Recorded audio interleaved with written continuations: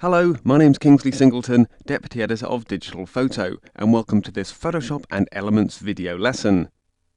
Shooting and processing photos in RAW format gives photographers a huge amount of power, both in terms of picture quality and creative options. This means that we can go from fairly flat and uninspiring starting points, through to photos that are much better exposed after our RAW conversion, and if we want to, we can push the boat out even further, producing some really striking effects. That's what we're going to concentrate on in this video lesson, because nowhere is this more true than when working in mono. You see, with the colour in a picture removed, its exposure settings, the brightness and contrast for instance, and even the way the individual colours appear when turned to black and white, can all be pushed much harder, much more aggressively, without risking the picture breaking up under processing. What this means, thanks to our RAW processing, is that in a matter of minutes, we can create a really fantastic high contrast portrait like this one. This style, where we bring out all this amazing detail in the skin tones, is certainly not the most traditionally flattering approach to a portrait, but it's great if you're looking to create a shot with real impact. It pushes the power of RAW to its limits and can give some superb results from even pretty unremarkable starting points. The combination of effects that we're going to use to create this portrait are all applied using the sliders under the Basic tab in either Photoshop or Elements RAW Converter. So without further ado, let's get stuck in and show you how it's done. I'll just close down our finished image, and to kick things off, we'll come up to File, down to Open, and we'll load up our RAW image, that's portrait.dng, which you'll find on this month's disk. And immediately you'll see that we've got a fairly dull starting point here. For instance, the background isn't the pure white that we've after, and it's generally sort of lacking in contrast and a bit too cool. Don't worry about all that though, we're going to really improve it over the next few minutes. So the first thing that we're going to do is just make a quick crop of the image using the crop tool up here at the top of the palette, and then we'll click and drag that out over the photo, just losing some of this dead space around the edges and this errant thumb here where we were holding up the white background behind the model, and we can click inside the marquee just to fine tune where it's sitting. That's kind of looking okay, I think. Subject's a bit more dominant in the frame now. The eyes are up here on the third, so I'm pretty happy with that. And the next thing we'll do is remove the colour from our image just using the saturation slider down here at the foot of the palette. Just click and drag that down to -100 and everything will turn black and white. So having done that, we've got a monotone image, but really it's not very exciting, is it? It's still very flat and grey, and there's not enough contrast in it, and it's just generally a little bit boring.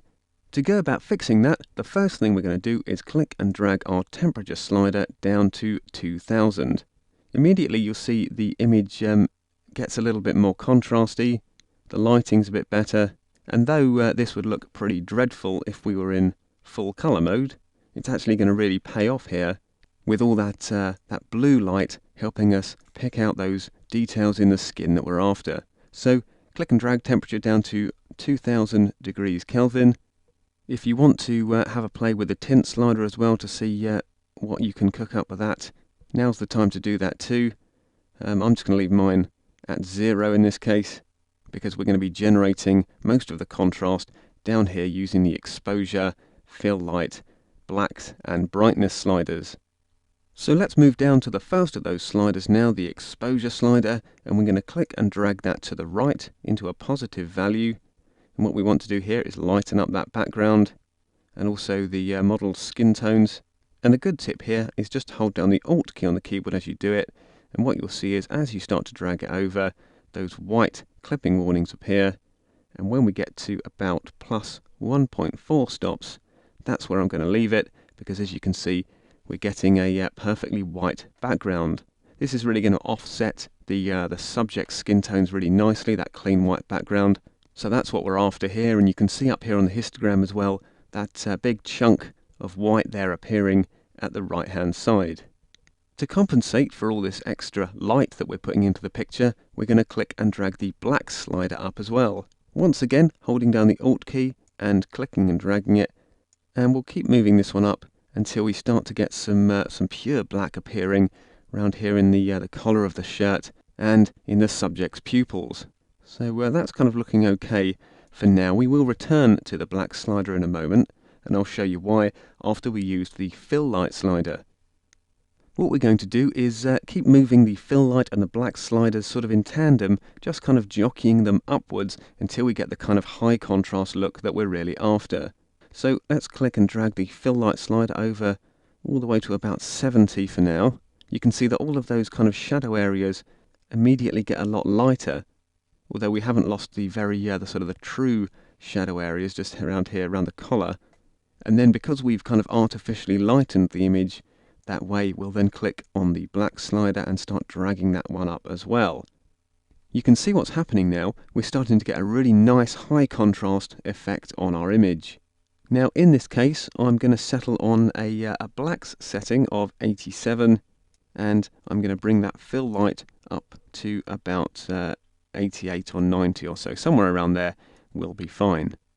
Of course, if you're trying this out on one of your own images, these settings are going to be slightly different, but just keep moving those sliders up in tandem and you'll get this similar kind of high contrast look.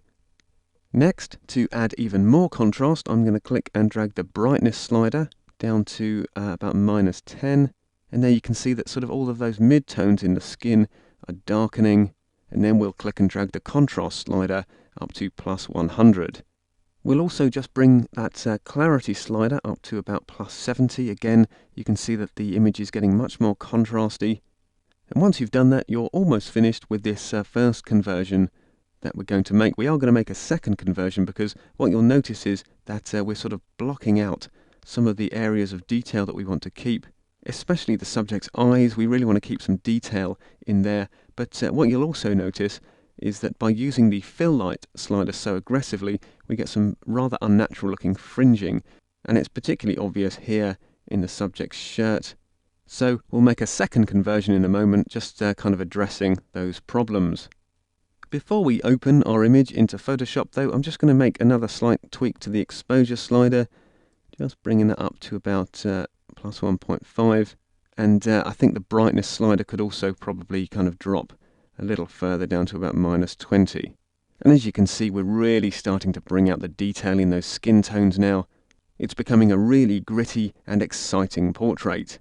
So we'll just click on Open Image to take the converted raw file into Photoshop, and there it appears on screen.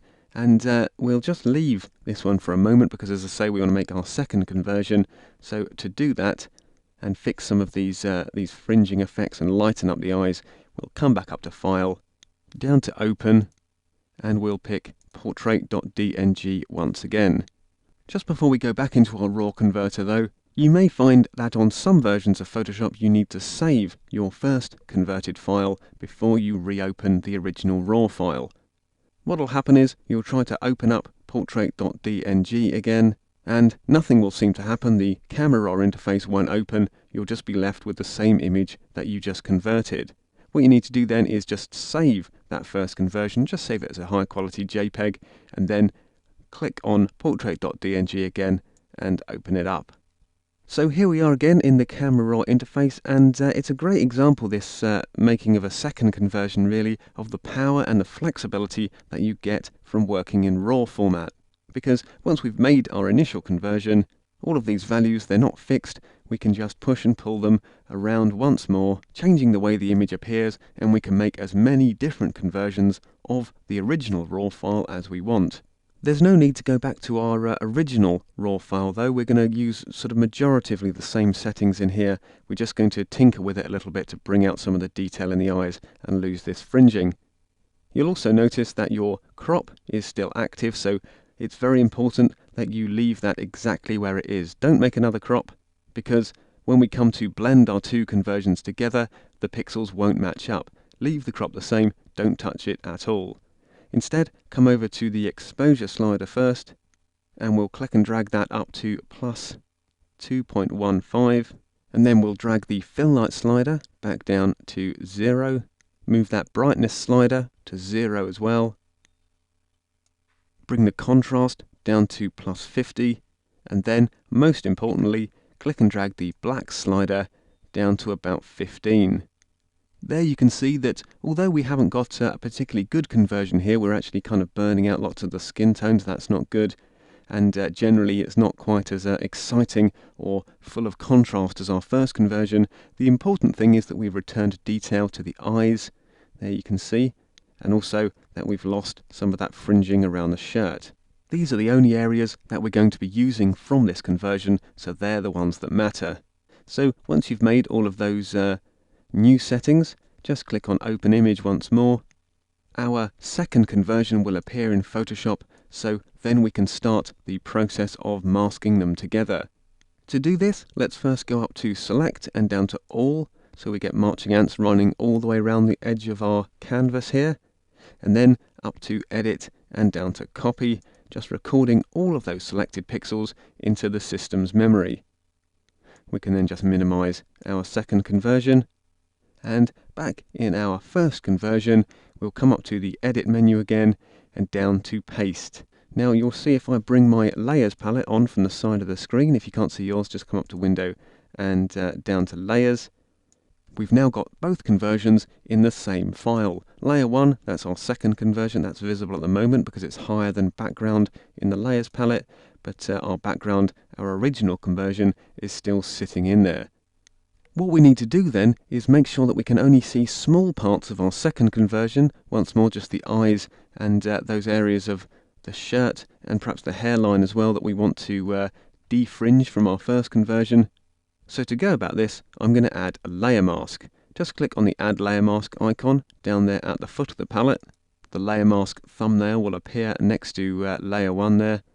And then we can just paint into this mask to hide or reveal the areas of layer 1 that we want. By painting black into the mask, we hide the pixels on layer 1, revealing those on the background layer below. But so that I don't have to spend a long time painting over all of this area, and because we just want sort of small areas of layer 1 to be visible, I'm first going to hide all of them by coming up to Edit, down to Fill, and picking black from the list under Content, hitting OK, and you'll see that the layer mask fills with black. That means all of those pixels are hidden, and now we'll just use a small brush to pick out the areas that we want in white. Before we move on, just a quick note for Elements users. Of course, you unfortunately can't add a layer mask in Elements, so what you'll need to do is just use the Eraser tool and erase all of those areas from the second conversion that you don't want. For more details on using the eraser in Elements and using layer masks in the full version of Photoshop, check out Phil Hall's video lesson on split raw conversions, which is on this month's CD as well. I'm just going to go about picking out the areas that I want now though, so we'll click on the brush tool over there in the toolbox. Just bring the brush size up a little bit, up to about 100 pixels to start with, and then we'll make sure that white is our foreground colour in the toolbox too, and then just click and paint over those irises. Not a lot happening there at the moment because my opacity is set a little bit too low. Let's bring that up to 100% in the options bar, and there you can see all of that detail coming through in the eyes. Just a few dabs with the brush will do it, and if I just click on and off layer 1 there, you can see that it's a much more pleasing effect. We can see all of that detail in the irises and the dark pupils too. Of course, that's what we want from a portrait. We want the eyes really to lock us into it, so that's what we're getting. We'll also then just bring up the brush size a little bit and just paint over those fringing areas on the collar. That's looking okay, just down here as well. And then we'll also just kind of sweep up just a little bit around the hairline. Just knock that opacity back, I think, to about 20% now. Just paint around the hairline a little bit, just to soften that effect there. And that seems to have dealt with those problems, so we can move on to the next part of our tutorial, and that's just doing a little bit of dodging and burning on the subject, just to kind of further emphasize all that lovely detail that we're getting. So what we'll do is just add a new layer in the Layers palette. Just click on the new layer icon down there. A new blank layer appears, and then we'll hold down the Alt key on the keyboard, come up to Layer, and down to Merge Visible. That'll merge our background layer and layer 1 into a new layer, that's layer 2, and then we can come back over to the toolbox, click on the Dodge tool, And we'll just bring that brush size up just using the right hand square bracket key.